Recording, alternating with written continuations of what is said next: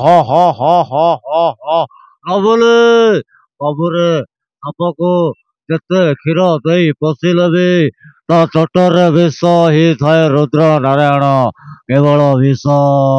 ଆଉ ସେଦିନର ଝାପ୍ଟାଟା ମତେ ପୁରା ବିଷାକ୍ତ କରିଦେଇଛି ଜ୍ୟୋତି ମାଷ୍ଟ୍ରାଣୀ। କେବଳ ବିଷାକ୍ତ। ଏଇଠି ଅନାନି ଆକୁ ଦଉଛୁ ତାକୁ ଦଉଛୁ ହେଲେ ମୋ ବେଳକୁ ଡାକି ହଉଛୁ ଜ୍ୟୋତି ମାଷ୍ଟ୍ରାଣୀ।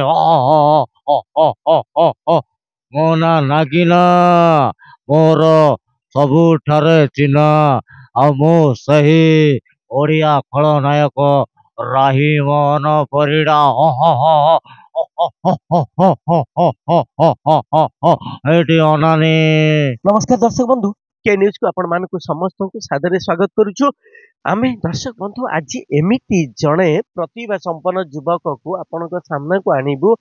से युवकंकर भॉइस प्राय अनेक कलाकार भॉइस सहित मिसी जाउछि। से एमिति भॉइस तांको भितरे रखिछंती, एमिति प्रतिभा तांको भितरे, एमिति कला तांको भितरे रहिछि जे बहुत बड़ बड़ कलाकार स्वर को निज स्वर सहित मिसई पारती। से जड़े कलाकार सहित से जड़े प्रतिभा संपन्न युवक सहित आम कथा हवा, सहित आलोचना करवा केमती कौन सी आपणकर माने मनोरंजन करेंगे ताकू देखा ताहले सी किए कौन करती कौन है प्रत्येक कथा आपण सहित आम सहित आलोचना कलापर आपण सम्मुख को आम आणुचु। तेज आसतु जीवा हे युवक टिके आपणकर ना ठिकाना टिके नबा। नमस्कार, जय जगन्नाथ। मो घर कटक टांगी सफा सुहारी। मु छोट बेलू मो मामू घर झाड़ेश्वर कड़ई। मु गोटे मिमिक्री आर्टिस्ट।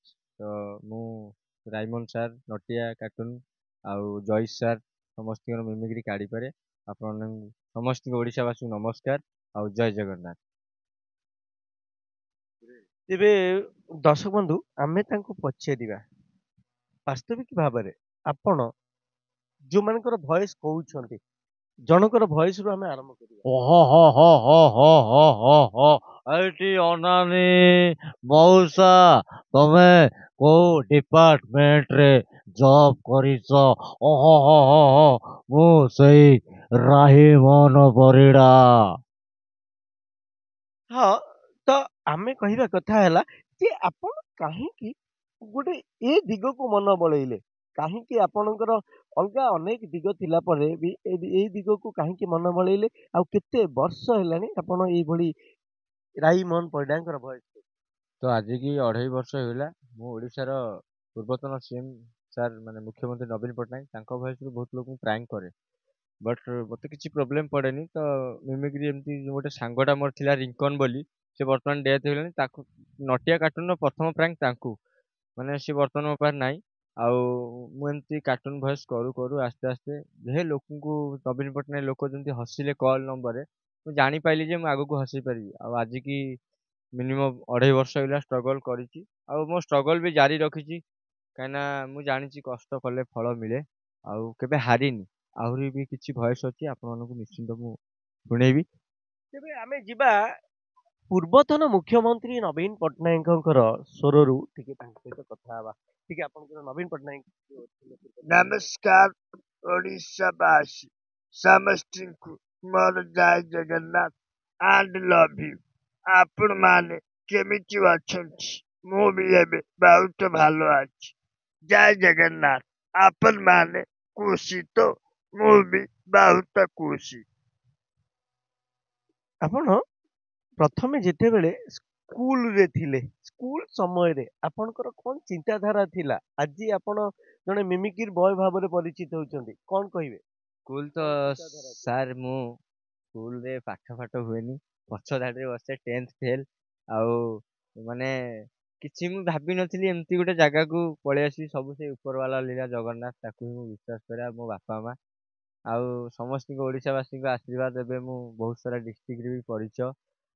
मोर सब चैनल फैनल माध्यम मु वीडियो वीडियो बनाए नटिया फटिया कमेडी करी बहुत सारा लोक बर्तमान ओडिशावासी चिन्ह सारे। स्ट्रगल जारी रही। आगू जदि कोठी किसी प्लाटफर्म कमेडी मिले मु निश्चिंत योगदान करी।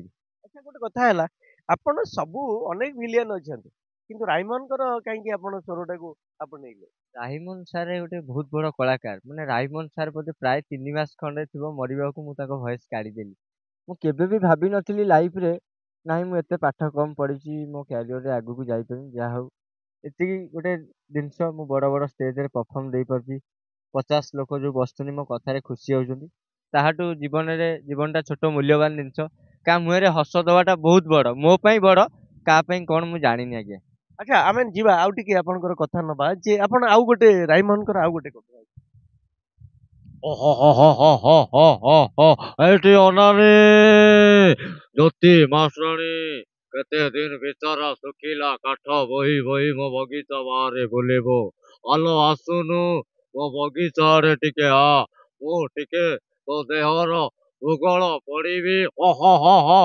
ମୋ ନା ନାଗିନା, ଆଉ ମୋର ସବୁଠାରେ ଚିହ୍ନା, ମୁଁ ସେଇ ଓଡ଼ିଆ ଖଳନାୟକ ରାହି ମୋହନ ପରିଡା।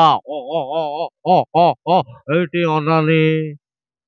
ହେଇ ଅନାନୀ, ହେଇ ଜ୍ୟୋତି ମାଷ୍ଟ୍ରାଣୀ, ଟିକେ ଅନାନୀ।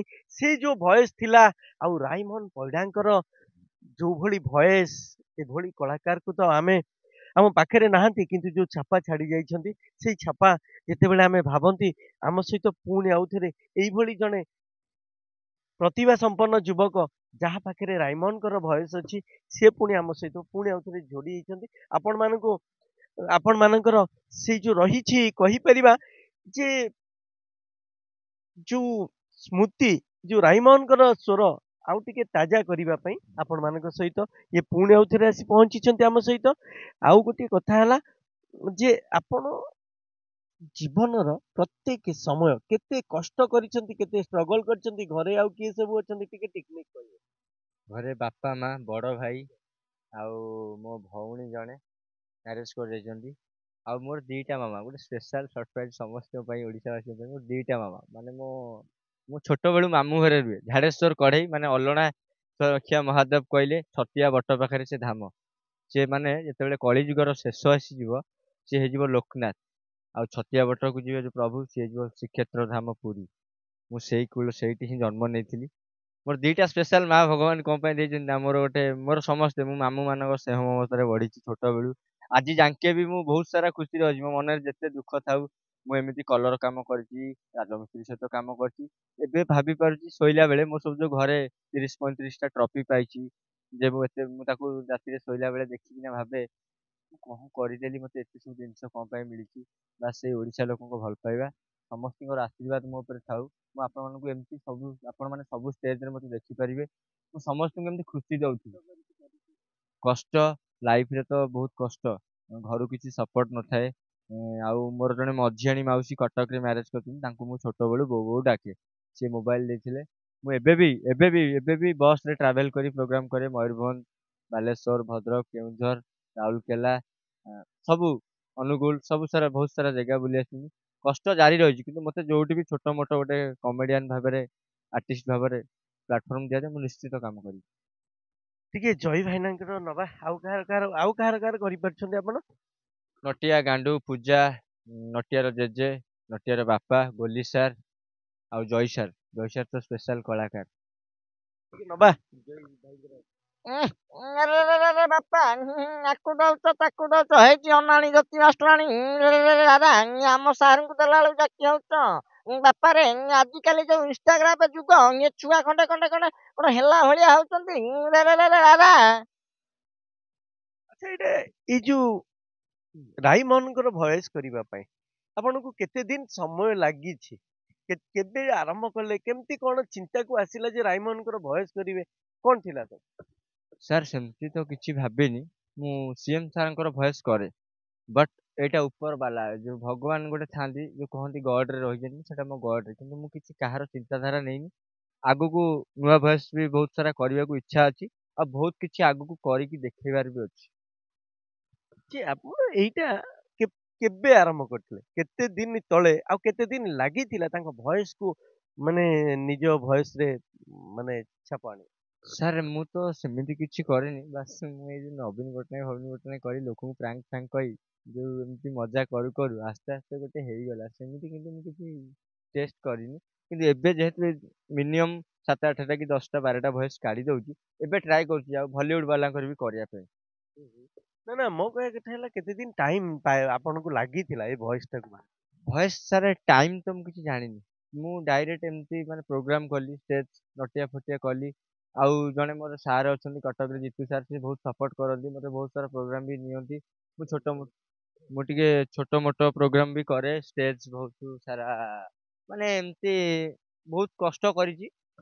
ପ୍ରଥମ ପ୍ରୋଗ୍ରାମ 20 ଟଙ୍କାରେ କରିଥିଲି, ଚାଲିକି ଏବେ ବି ଚାଲିଛି, ଏବେ ବି ମୁଁ ହାରିନି କି କେବେ ହାରିବିନି, କାହିଁକିନା ଜଗନ୍ନାଥ ହିଁ ସବୁ କିଛି। ବିଶ୍ୱାସ ଭଗବାନ ବୋଲି ଗୋଟେ ଜିନିଷ ଲୋକ ମାନନ୍ତି ନ ମାନନ୍ତି, କିନ୍ତୁ ମୁଁ ବହୁତ ସାରା ମାନେ, କାହାର ସପୋର୍ଟ ଖୋଜେନି, ବାସ୍ ନିଜେ ଷ୍ଟ୍ରଗଲ କରି ଚାଲିଛି। କେବେ ସକ୍ସେସ୍ ମିଳିବ ସେ ଉପର ବାଲା ଭିତରେ ହିଁ ସବୁ କିଛି। ଆମେ ଟିକେ ଜୟ ଭାଇନାଙ୍କର ଆଉ ଗୋଟେ ସ୍ୱର ନବା ଚାଲ। ବାପା ଆଜିକାଲି ଅନେଇଛ କଣ?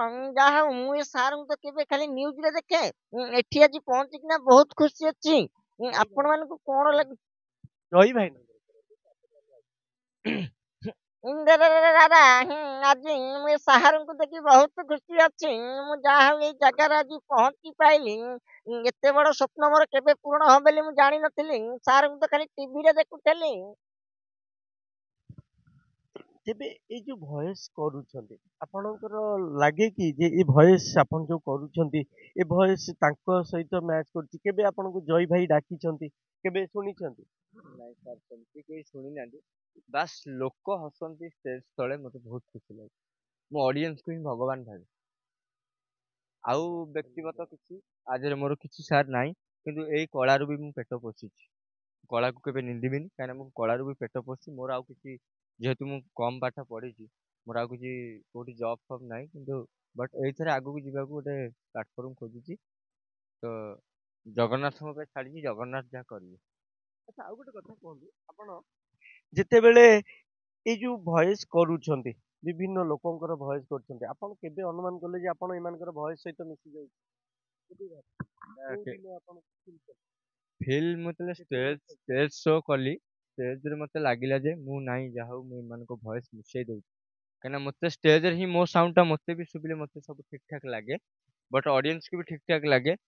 ଆଉ ସ୍ୱପ୍ନ ତ ବହୁତ ବଡ ଅଛି, କିନ୍ତୁ ବଟ୍ ମୁଁ ବହୁତ ଇଚ୍ଛା ଯେ ଏଇ କଳାକାର ଲାଇନ ହିଁ କଳାରେ କଳାରେ ଲାଇଫ୍ କାଟିଦେବି। କିନ୍ତୁ କଳାକାର ଦୁଃଖ କେହି ବୁଝିପାରନ୍ତିନି। କିନ୍ତୁ ହଜାର ପାଠ ପଢିଦେବେ, ଆପଣ ଗୋଟେ କଳାକାର ହବା ବହୁତ ବଡ କଥା, ମତେ ବଡ ଲାଗେ। ମୁଁ ଭାବିଛି ଆହୁରି ଆଗକୁ ଯିବି ବୋଲି। ଆଚ୍ଛା, ଲାଇଫରେ ବାପା ମାଙ୍କଠୁ କେତେ ମାଡ ଖାଇଛନ୍ତି? ପର ଲୋକ ଏଇଠି ଯେତେବେଳେ ଆସିଛନ୍ତି, ଘରୁ କେମିତି ଆସିଛନ୍ତି, ବାହାରକୁ କେମିତି ପାଦ ଦେଲେ, ବାହାର ଲୋକଙ୍କଠୁ କେତେ ଶକ୍ତ ଆଘାତ ପାଇଛନ୍ତି, କେତେ କଷ୍ଟ ପାଇଛନ୍ତି, ପ୍ରତ୍ୟେକ କଥା ଟିକେ ଦର୍ଶକଙ୍କୁ ଜଣାନ୍ତୁ। ଘରୁ ସ୍କୁଲ ଲାଇଫରେ ବାପା ବହୁତ ବାଡେଇଛନ୍ତି। ଦୁଷ୍ଟାମି ଟିକେ କରେ, ମୁଁ ଟିକେ ପାଠ ପାଠ ଟିକେ କମ ପଢେ ସାର୍। ଆଉ ନିଜ ଲୋକ ବି ଟିକେ କିଛିଟା ଲୋକ ମୋର ଅଛନ୍ତି, ନିଜ ଲୋକ ବହୁତ କଷ୍ଟ ଦେଇଛନ୍ତି। ମାନେ ଏମିତି ବି ଖାଇବା ପିଇବା ପ୍ରୋବ୍ଲେମ ବି କରିଛନ୍ତି। ମୁଁ ତାକୁ ବି ଛାଡି କେବେ ହାରିନି। ମୁଁ ବିସ୍କୁଟ ଖାଇବି ଲାଇଫ୍ କାଟିଛି, କଷ୍ଟ କରିଛି, ଆଉ କଷ୍ଟ ବି ଜାରି ରହିଛି। ଆଉ ବହୁତ ଇଣ୍ଟରେଷ୍ଟିଂ। ମୁଁ ହସେଇବି ଲୋକମାନଙ୍କୁ, କେବଳ ଖୁସି ଦେବି, ଆଉ ମୁଁ କିଛି ଦେଇପାରିବିନି। ମୋର ସେଇ ଗୋଟିକ ଡ୍ରିମ୍। ଯେମିତି ଆସିଛି ନାଁ କମେଇକି ମିମିକ୍ରି କରି ସମ୍ବାଦ ନ୍ୟୁଜରେ ଆସିଥିଲି, ସେମିତି ମଲା ବେଳକୁ ମୋର ଆପଣଙ୍କ ନ୍ୟୁଜରେ ବି ଫଟୋ ବାହାରିଥିବା ଦରକାର। ଆଚ୍ଛା, ଆଉ ଗୋଟେ କଥା ହେଲା, ଆପଣ ଆମେ ଟିକେ ଆଉ ଥରେ ଆଉ ଗୋଟିଏ ରାଇମୋହନଙ୍କର ଆଉ ଗୋଟେ ଭଏସ ଯିବା, ଶୁଣିଥିବେ ଆଉ ଗୋଟେ ଯୋଉ ଆଉ କାହା କାହା ଭଏସ କରିଛନ୍ତି ସେଗୁଡା କରିଦିଅନ୍ତୁ। ଗୋଟେ ଗୋଟେ କରିଦବା। ତ ଫାଷ୍ଟ ନେଇ ନଟିଆ ଯିବା, କାହିଁକିନା ସ୍ପେଶାଲ ଛୋଟ ପିଲା ଦେଖୁଥିବେ, ମୁଁ ଟିକେ ନଟିଆକୁ ବହୁତ ଲାଇକ୍ କରେ। ନମସ୍କାର। ଯାହା ହଉ ମତେ ଆଜି ଏଇ ଚ୍ୟାନେଲରେ ଚାନ୍ସ ମିଳିଥିବାରୁ ମୁଁ ବହୁତ ଖୁସି। ଆଲ ଆଲ ଲତ୍ୟା ତୁ କତ ଦିବଲା ଭଲ ପିଲା ହେଇପାରିଲୁ। ଖାଲି ଏଇ ଚ୍ୟାନେଲରେ ଥାଲେ ମୁଁ ତମ ଟିଭିରେ ଦେଖୁଥିଲି। ଆଜି ଲିଆଲା ଦେଖି ବହୁତ ଖୁସି ଲାଗୁଛି। ଆପଣଙ୍କୁ ଅଲିତା ବାତିକୁ ଭଲ ଲାଗୁଛି ଲାଇ ମୁଁ ଜାଣିଲି। ତାଙ୍କ ତଲି ତଲି ଆରେ ଗିଣ୍ଡୁ, ମୁଁ ବୋଲି ସାର୍ ଝିଅ ପଚାରି ପଡୁନି। ମୁଁ ଏବେ ଭଲ ପିଲା ହେଇଗଲି ପୁରା, ଆଉ ଲାଇଫରେ ଭଲ କାମ କରିବାକୁ ଚାହୁଁଛି। ହାଇ ଝିଅ ମାନେ ସମସ୍ତେ ଭଲ ଅଛଟି? ମୁଁ ତ ନଟିଆକୁ ଲାଇକ୍ କରୁନି, ମୁଁ ସାର୍ଙ୍କୁ ଖାଲି ଟିଭିରେ ଦେଖୁଥିଲି। ଏବେ କିନ୍ତୁ ସାମ୍ନା ସାମ୍ନା ଦେଖି ବହୁତ ଖୁସି ଲାଗୁଛି। ଆରେ ପୂଜା, ସାର୍ଙ୍କୁ ଟିକେ ନମସ୍କାର କରିବୁ ନା। ସେଇଥିପାଇଁ ତୋର କଥାବାର୍ତ୍ତା ଠିକ ନାହିଁ। ଇଲେ ବୋଲ ବାପା, ଛାଡ ଛାଡ ବାପା, ଛାଡ ସରି। ଅଲ ତାଲ ମାଲ ଖାଇ ମଲି ମୁଁ ତୋ ସାଙ୍ଗେ ପାଲକୁ ଆସିବି ମୋର ପ୍ରଥମ ବୋଲୁ। ମୁଁ ଏଇଥିପାଇଁ ମନା କରିଛି ବୋଲା। ହଇ ଆରେ ଏ ଟୋକା ଖଣ୍ଡିଆ କଣ ହେଲା ଭଳିଆ ହଉଛି। ଏ ସବୁବେଳେ ପାର୍କ ଫାର୍କ ବୁଲି ଏ ରିଲ୍ସ ଫିଲ୍ସ କରି ନଷ୍ଟ ବାଷ୍ଟ ହେଇଗଲାଣି। अले रतिया तो देदमी गली माल लानी आ मु काली गली थाला दे तुमी माल खाइबी अरे नटिया कौन मत झियो को कमेंट बनावरी करछु के सर ମୁଁ କମଟେ ମାନି ତମ ଝିଅ ଖାଲି ମତେ ନ୍ୟୁଜ ସାରଙ୍କ ଆଗରେ ଆଣି ମତେ ମାଡ଼ ଖୁସିଲେଣି ପୁରା। अरे तू तो पाठ साठ नहीं सबुବେଳେ ମୋ ଝିଅ ପଛରେ ପଇଲୁ ହଁ ବାପା ଇଏ ସବୁବେଳେ ବା ମୋ ଝିଅ ପଛରେ ମୋ ପଛରେ ପଡୁଛି। अले लतिया आइना गली थाले को कलियो नालतु तो आ काली स्कूल गाले खाली पितले गाल खाली आले आ ताले କହିଦେ ଆରେ ତୋତେ କହିଥିଲି ସେ ତ କା ନଟିଆ ସାଙ୍ଗରେ ବୁଲୁନି ଆରେ ତୁ କାହିଁ ଗେଣ୍ଡୁ ଯାଉଥିଲୁ ଜେଜେ ମୁଁ ଯାଇନି ତମର ତାହେଲେ କଥାବାର୍ତ୍ତା ଠିକ ନାହିଁ। ମାଳତୀ ମାଳତୀ ଟୋକା ଖଣ୍ଡ କୁଆଡେ ଗଲା ଦେଖିଲ ଆଉ କୁଆଡେ ବୁଲାବୁଲି କରିଥିବ ଆଉ ସବୁବେଳେ ତ ପର ଝିଅଙ୍କ ପଛରେ ପଇଲା କୋଉଠି ମାଡ଼ ଫାଡ଼ ଖାଇଲେଣି ଆଉ ଦେଖ ଯାଉଛି अले ताले आ खाली दाउतु कहले मु माल खाइलिने माल पार केला तिकला आ ताल ताले कथाबार्ता ठीक ला ଆଉ ଆଚ୍ଛା ଗୋଟେ କଥା ହେଲା ଏତେ ଗୁଡାଏ କଥା ସମସ୍ତଙ୍କର ଭଏସ ତ କରୁଛନ୍ତି ଆଉ କାହା ଭଏସ କରୁଛନ୍ତି ଏମାନଙ୍କୁ ଛାଡିଦେଲେ ଆଉ କାହାର ଭଏସ ହେଇପାରେ ଆଉ ଆପଣଙ୍କର ଏବେ ହରପଟ୍ଟନାୟକ ସାର୍ଙ୍କ ଟିକେ ଟ୍ରାଏ କରୁଛି କିନ୍ତୁ ଟିକେ ନବା ନୂଆ ଟିକେ ଯିବା ନାଇଁ ମ ଆମ ଏଇ କଳିଙ୍ଗ ନ୍ୟୁଜରେ ଏମିତି ହୁଏନି ଚକମା ଚୋର ଯା ବୋଲି ଯା।